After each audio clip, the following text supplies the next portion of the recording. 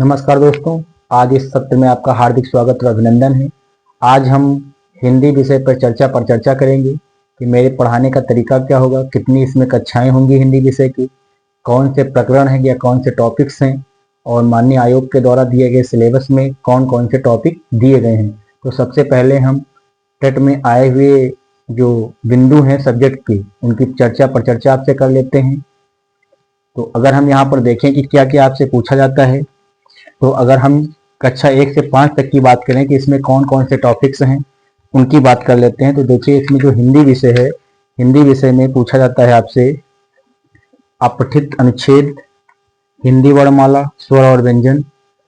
अगला है वर्णों के मेल से मात्रिक तथा अमात्रिक शब्दों की पहचान, वाक्य रचना, हिंदी की सभी ध्वनियों के पारस्परिक अंतर की जानकारी, हिंदी भाषा के सभी ध्वनियों, वर्णों, अनुस्वार, अनुनासिक एवं चंद्र बिंदु में अंतर, संयुक्ताक्षर अनुनासिक ध्वनियों के प्रयोग से बने शब्द, सभी प्रकार की मात्राएं, विराम चिन्ह, विलोम, समानार्थी, तुकांत, अतुकांत, संज्ञा, सर्वनाम, क्रिया विशेषण, वचन, लिंग एवं काल, प्रत्यय, उपसर्ग, तत्सम, तद्भव, देशज शब्दों की पहचान एवं उनमें अंतर, संधियां, वाच्य, समास, अलंकार, कवियों एवं लेखकों की रचनाएं इत्यादि टॉपिक्स पूछे जाते हैं।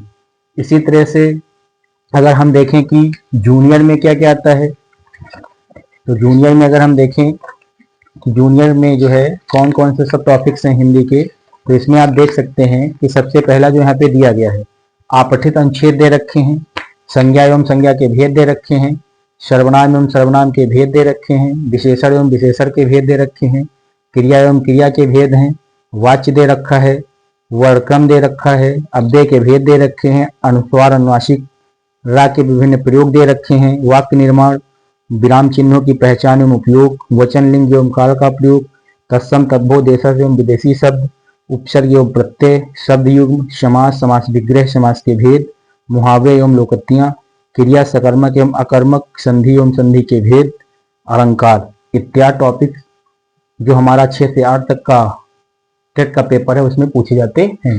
तो अगर हम आपसे ये कहें कि टेट प्राइमरी और जूनियर दोनों को इंटीग्रेट करके पढ़ें तो लगभग सामान्य जो हिंदी है वो संपूर्ण हिंदी के रूप में बदल जाती है। यानी कि कहने का मतलब मेरे ये है कि जो उसमें टॉपिक्स दिए गए हैं उनको हम जो अपने अनुसार लिखे हैं उसमें समाहित हैं।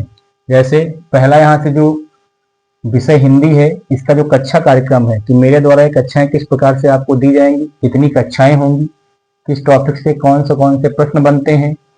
तो देखिए, जो सबसे पहला मेरे द्वारा यहाँ पे दिया गया है हिंदी भाषा की उत्पत्ति, भाषा एवं लिपि।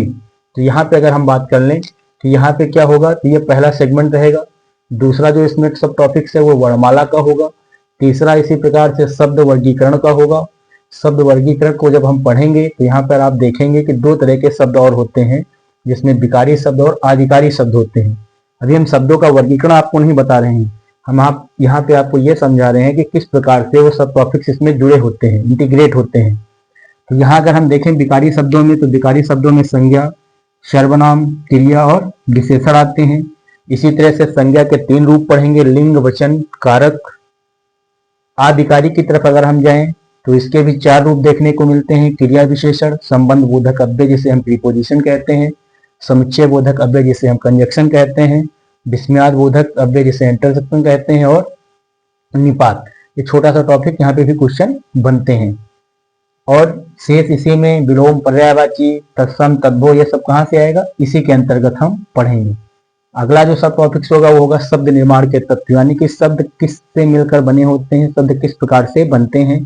तो उसमें उपसर्ग और प्रत्यय का रोल रहता है। तो यहाँ पे हम पढ़ेंगे उपसर्ग क्या होते हैं, उपसर्ग कितने प्रकार के होते हैं, इसी तरह से प्रत्यय क्या है, प्रत्यय कितने प्रकार के होते हैं, कौन कौन से प्रत्यय हैं। फिर हम अगला जो टॉपिक पढ़ेंगे वो समास और संधि का पढ़ेंगे। समास और संधि के बाद विराम चिन्ह पढ़ेंगे। विराम चिन्ह के बाद वाक्य विन्यास और वाक्यों की संरचना या रचना किस प्रकार से होती है ये पढ़ेंगे हम। इसी के अंतर्गत हम काव्यगत सौंदर्य के तत्व पढ़ेंगे, जिसके अंतर्गत रस, छंद और अलंकार होंगे। फिर इसके बाद हम साहित्य पढ़ेंगे, साहित्य गद्य भी होगा और पद्य साहित्य, दोनों साहित्य पढ़ेंगे। साथ में कुछ ऐसे प्रश्न बनते हैं जो हिंदी विषय के साथ पुरस्कारों से संबंधित होते हैं। तो जैसे ज्ञानपीठ पुरस्कार है, ऐसे कई सारे पुरस्कार और कई सारी पत्र पत्रिकाएं होती हैं जहां से प्रश्न बन जाते हैं, तो उसको हम इसी के साथ जोड़कर पढ़ेंगे। अगला जो सब टॉपिक्स होगा हमारा वो होगा अपठित गद्यांश और पद्यांश, क्योंकि सुपर टेट में पूरी व्याकरण प्लस गद्यांश और पद्यांश से प्रश्न बनते हैं, इसलिए इसको हमने यहाँ लास्ट में रखा है क्योंकि सुपर टेट का हिस्सा है। तो अगर हम आपसे कहें कि जो हमारा पहला टॉपिक है उत्पत्ति, जिसमें हिंदी की उत्पत्ति कैसे हुई है, भाषा क्या है एवं इसकी लिपि क्या है, तो यहाँ से एक क्लास देंगे, यानी कि एक क्लास में एक टॉपिक पूरा हो जाएगा। वर्णमाला की मैक्सिमम 2 क्लास लगेंगी। शब्द एवं वर्गीकरण, जिसमें ये हम पूरा पढ़ेंगे, तो ये 10 से 12 क्लास का मामला रहता है। शब्द निर्माण के तत्व की बात करें तो ये 2 से 3 क्लासों में क्या हो जाएगा, समाप्त हो जाएगा। समास और संधि में अगर हम देखें तो 4 से 5 क्लास लगेंगी। विराम चिन्ह की 1 क्लास होगी। वाक्य विन्यास एवं रचना की 3 क्लासेज होंगी। काव्य के सौंदर्य के तत्व में अगर हम देखें तो 4 से 5 कक्षाएं होंगी। साहित्य को जब हम पढ़ेंगे तो 4 से 5 हो सकता है, एक आधा और दिन लग जाए क्योंकि शायद थोड़ा सा बड़ा होता है, और हम ऐसे क्रम में पढ़ेंगे कि आपको मैक्सिमम चीजें याद रहें परीक्षा तक, तो इसलिए इसमें 1-2 दिन और ज्यादा लग सकता है।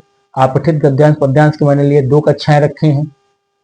तो इस तरह से अगर हम मोटी मोटा देखें ये टोटल कितनी कक्षाएं होंगी, तो कुल कक्षाएं 35 से 40 रहेंगी। यानी कि सामान्य हिंदी की इन कक्षाओं को करने के लिए जो समय लगेगा वो कितनी कक्षाओं का होगा, लगभग 35 से 40 कक्षाएं होंगी, जिसमें हम संपूर्ण हिंदी कवर करेंगे। ये जो हिंदी हम पढ़ाने जा रहे हैं यहाँ पे, ये टेट में भी आपके लिए काम आएगी, सुपर टेट में भी काम आएगी, और उत्तर प्रदेश में होने वाली अन्य परीक्षाएं जिसमें हिंदी के प्रश्न बनते हैं वो भी आप यहाँ से कर सकेंगे।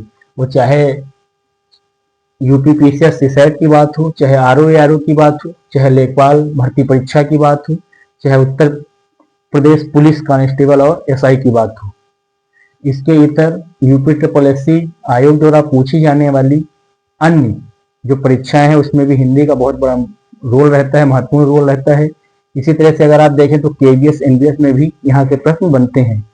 तो हम आशा करते हैं कि आपको ये अच्छे से समझ आ गया होगा कि जो हमारे क्लासेस का ये सिनारियो है उसमें क्या क्या होगा। पहली क्लास यहाँ से होगी, दूसरी यहाँ से होगी, फिर तीसरी ये होगी, फिर चौथी यहाँ से, पांचवी यहाँ से, यानी कि इस तरह से हम बढ़ते चले जाएंगे क्षैतिज। और जब हम इस टॉपिक्स को पूरा कर लेंगे तो इस पे आएंगे वर्णमाला पे। वर्णमाला को पूरा कर लेंगे तो शब्द का कैसे है क्या है वर्गीकरण पढ़ेंगे, और साथ में संज्ञा सर्वनाम ये सब पढ़ते हुए आगे की ओर हम बढ़ेंगे। हम जिस भी टॉपिक को पढ़ेंगे वो सिनॉप्सिस में पढ़ेंगे, माइंड मैप्स, क्योंकि माइंड मैप में पढ़ी हुई चीजें याद लंबे समय तक रहती हैं। जो चीजें लंबी लंबी लिखी होती, वाक्य संरचना में लिखी होती, वो हमको याद नहीं होती हैं। इसलिए हमें मैक्सिमम टाइम तक ये चीजें याद रहें, इसलिए हम क्या करेंगे, तो इसको हम सिनॉप्सिस में पढ़ेंगे। सिनॉप्सिस का मतलब है माइंड मैप, यानी कि किसी भी हिस्से को पढ़ेंगे तो छोटा करके पढ़ेंगे। जब भी कोई टॉपिक्स आएगा तो उसका हम एक स्ट्रक्चर बना देंगे। जैसे मैंने बना दिया है पूरी क्लासों का स्ट्रक्चर, पूरी हिंदी का मैंने स्ट्रक्चर आपको दे दिया, उसी तरह से प्रत्येक कक्षा का एक स्ट्रक्चर दे देंगे कि उसमें उस संरचना में कौन से टॉपिक्स आपको पढ़ने हैं और कौन से छोड़ने हैं। क्योंकि कंपटीशन में सब कुछ पढ़ना नहीं होता है। जो हमारे काम की चीजें होंगी उनको हम पढ़ेंगे, जो हमारे काम की चीजें नहीं होंगी उनको हम नहीं पढ़ेंगे। जैसे भाषा के स्तर पर अगर देखें तो लिखित भाषा से तो प्रश्न बनते हैं, लेकिन अगर यहाँ पर हम देखें कि मौखिक और सांकेतिक भाषा से तो कोई भी प्रश्न पूछा नहीं जाता है, इसलिए उस हिस्से को हम छोड़ देंगे। तो हम यहाँ पर उसी हिस्से पर ज़्यादा फोकस करेंगे जो परीक्षा की दृष्टि से बहुत ही महत्वपूर्ण होगा, और ये जो कंटेंट होगा ये सर्वश्रेष्ठ होगा आपके एग्जाम के लिए। तो आप लोगों से हम अगले सत्र में मिलेंगे इस हिंदी विषय के पहले टॉपिक के साथ, भाषा, हिंदी की उत्पत्ति और इसकी लिपि। जय हिंद, जय भारत, धन्यवाद।